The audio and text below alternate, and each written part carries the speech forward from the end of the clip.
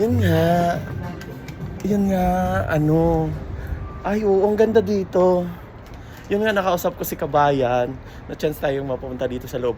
Guys, nandito tayo sa mismong paanan ng kuan.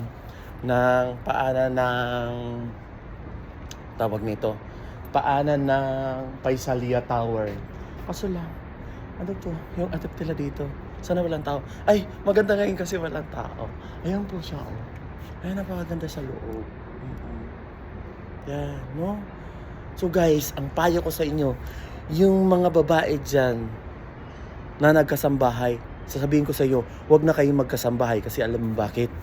Ang industry ng mga babae dito, nag-work dito sa Saudi Arabia, mayroon na sa hotels, mayroon na sa restaurant, yung parang night out dito, mayroon na rin. Grabe, pwede kong gawin ko to sa farm ko, oh, in the future. Grabe, ang ganda, oh. Kahoy, sa mid of kahoy lang. So ngayon, pag-usapan natin ulit, quick lang to na story is, huwag na kayo magkasambahay. Hanap kayo ng mga, ngayon is siguro madali na lang yung